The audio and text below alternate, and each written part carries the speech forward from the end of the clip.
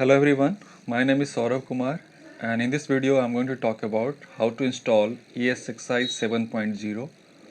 So first of all I would like to tell you what are the requirements of installing ESXi. So here you see we need to have any server platform, I mean the computer on which you are planning to install ESXi.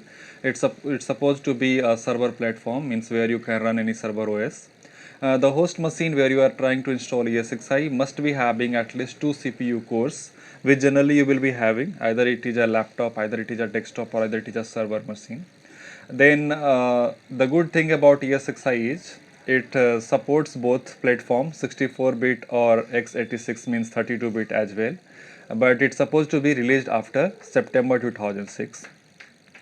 Next requirement it is that if your BIOS is having the function either of NX or either of XD, this technology actually has to be enabled in your BIOS system. Actually, basically, this both of them are from different company. Like if you talk about here, NX stand for no execute, and it is a technology used in processor to prevent execution of any certain type of code. Meaning that before your system starts, while it is booting, that period of time, no any execution can be done on that system if you have enabled it. And it was originally invented by AMD, and XD is doing the same task for Intel company. So you have to have this function enabled first of all. Then the next thing is minimum 4 GB RAM has to be there, but recommended is 8 GB, because you know ESXi is a hypervisor. So obviously if you are installing ESXi, your plan will be that you are going to run some virtual machine on it. So of course every virtual machine requires some RAM to run or to have operation. So that's why the minimum requirement is 4 GB. You can install it, you can test it, but recommended is 8 GB, so that you can run some virtual machine on the top of it. Then you need to have at least one, but if you have more than 1 gigabit or fast Ethernet inside of the machine, then it will be better. You need to have any type of disk, either a SCSI, either local, either non-network, or either RAID. So these are the basic requirement you have while installing the ESXi. So you can do this installation either on a physical machine, or either if you want to learn, or if you want to just try before you implement on the any live scenario, you can test it on a VMware too. So this installation I'm going to show you on a virtual machine, but the installation process is going to remain same exactly, either you are using on virtual machine, either you are installing it on any physical machine. So let's begin. First thing, I would like to go to my VMware. I'm using VMware Workstation, and if you want to know the version, you can see it is 15.0.2 build. So let me create here a virtual machine which will be acting as our virtual server, where I'm going to install ESXi hypervisor. So let's begin. We go to file, then we go to new virtual machine, and we can choose any. It's up to you, typical or custom. If you go to custom, you will be getting more option to choose what exactly you want. I'm continuing with hardware compatibility of VMware Workstation 15 itself, but you can even reduce it. But I will recommend you to go for 15 if you are using VMware ESXi 7.0. If your VMware ESXi is a bit less, I mean if it is 6.0 or 5.0 or 6.5, you can go for the down as well. Now we go to next. Here I will be able to add the CD-ROM. So let us choose the downloaded image of it. Go to browse. Here I have in download I have the VMware VM Vision. It is actually ESXi 7.0. Let me see once again where I have the download. Sorry. So this is the actually VMware ESXi 7.0. This is 7.0. So I will be choosing this one. Go with open. Right now this VMware Workstation is not able to detect it because of maybe the latest version of ESXi. I go with the next. I choose the type of operating system is ESX. You see in this list it is not having 7.0, but no problem, you can continue with 6.x also. Then give any name which will be appearing in this list. So it's up to you what name you want to have it on it. Maybe I want to give the name VMware ESXi 7. The location you can define manually where you want to keep this virtual machine files. For me, I am going to have it in this VM folder. I have created a ESXi folder. Right now, if I show you, this ESXi folder is having no any file inside of it. Right now it is blank. So this folder is just I have created to install this operating system. Now after choosing this, I go to next. I give number of processor 2, number of core 2. As we have discussed already, the minimum requirement is 2 cores. So I have given total core, that is 4, that is more than enough. Now we can go with the recommended settings as well, that is 4 GB of RAM. Network you can choose right now any, later on you will be able to change it. Then type of IO controller, I go with the recommended setting, that is Para Virtualize SCSI. Type of hard disk, I can go again with the recommended, but you will be able to choose others as well, there will be no issue at all. Create a virtual machine because it is a new machine going to be created, and then I go with the next. I can give any size because it is a virtual machine. I will be going with the less amount of size, but in physical obviously your server may have terabyte in a storage. For me, I'm continuing with 40 GB as a single file. This is the name of file it will be created for this particular computer hard disk, and this is final you can say like information what we have done during this settings. I finish on it, and now my machine is ready to use. So this is the machine. If I switch on from here, whatever steps I am going to follow, it will be exactly same followed, either you have a physical machine too. So let's switch it on and make it full screen. So let us see here now, it is booting from the image of ESXi. So even if you have a physical computer, it will be booting from your DVD where you have copied this ISO, or maybe you have a bootable pen drive. You can run from there as well. Once it will be booted,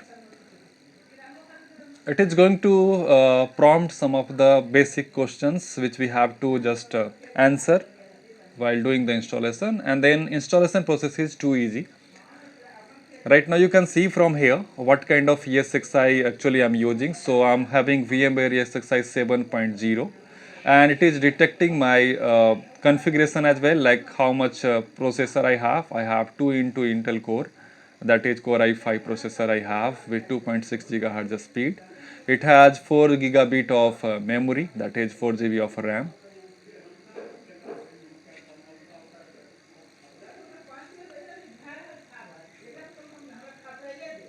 So we have to just wait for a moment to get this process completed.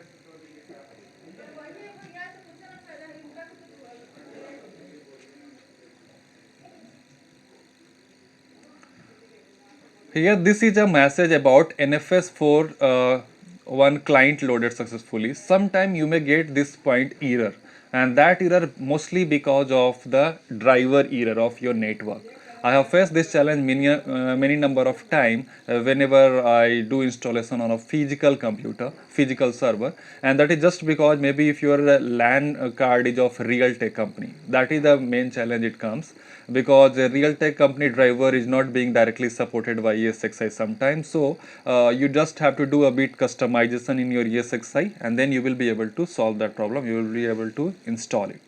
So here it's continuing. Now it is asking me a question that escape to cancel the operation, enter to continue. So I would like to press here enter to continue. Then this is the license agreement given by VMware. So if you want to accept and continue, you have a choice of pressing F11. Now it is going to scan for available devices, meaning that how many number of hard disks maybe you have. So it has detected only one hard disk right now, and that is of 40 GB. So if you want to continue with it, press enter. In case if your hard disk which you have added and it is not displaying, you have option of doing refresh by pressing F5. You have option of pressing F5 F1 as well to get the detail of that hard disk. In case if you want to see the detail of hard disk, you can press F1. So it is going to grab information about this hard disk, and it is telling you that which kind of hard disk it is, the LAN ID, target ID, the total size and all. You see the hard disk which I am using is SSD type, so it is telling me true. If it is not SSD, it will be telling you SSD device false. So that is okay. Now I would like to continue from here, so I press enter to continue. Now it is asking me to choose the keyboard layout. I go with the US default. Now it is asking me to choose any root password, which has to be a bit complex, and root is nothing else. It's like an administrator, means one of the most powerful user account of this machine. So maybe I set a password like this, and then I continue by pressing enter. Now it is just a warning message about CPU support, so I will just press enter to continue. Now it is asking me the installer is configured to install ESXi 7.0. Would you like to install? If yes, then press F11. And this is how the installation is going through.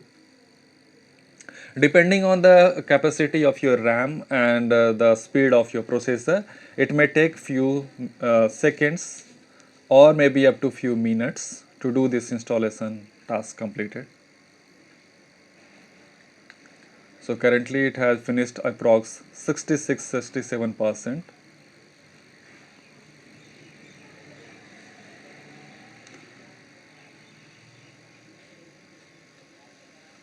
And now you can see it is installation is done.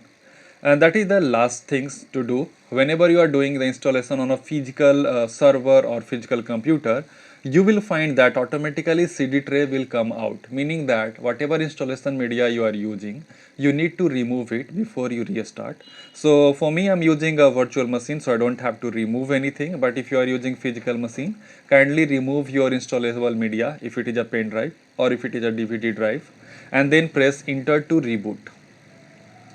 So now reboot is going to be happen, and once this machine is completing the reboot, now it is ready to use. So now you see it is loading now VMware ESXi this time.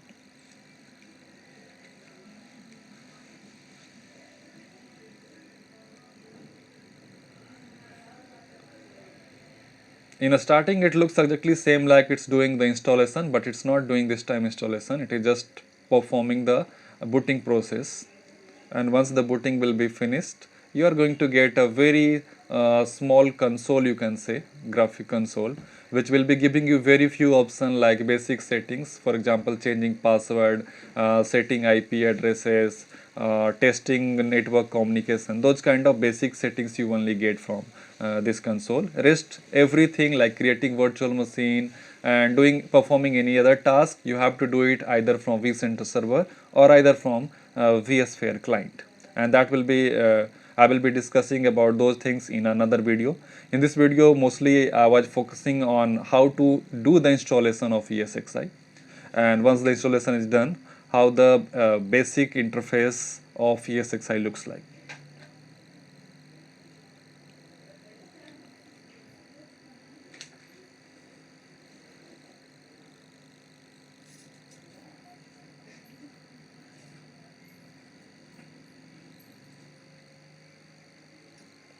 So almost booting process is about to be finished.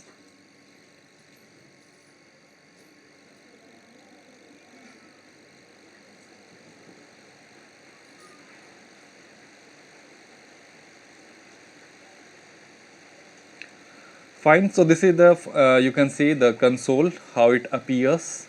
You will be getting always on the screen here the heading like what ESXi version you are using, how much processor and RAM you have, and then what IP address can be used to communicate with this ESXi. Right now it has received this IP from one of my DHCP server in my local network because I am using VMware workstation and the network was NAT. This is the IP version 6 it is having, and here you get only two options. One is F2 to do some basic settings or customizing or viewing log, and F12 to doing shutdown or restart. So while doing any of these two action, either you want to do some changes or either you want to do even restart or shutdown, it will be asking you for the root password. Without having root password you will not be able to perform those tasks. So later on in another video I will be talking about how to do the customization in it. In this video that was all. I hope this video was informative enough for you all, and I would like to thank you for watching.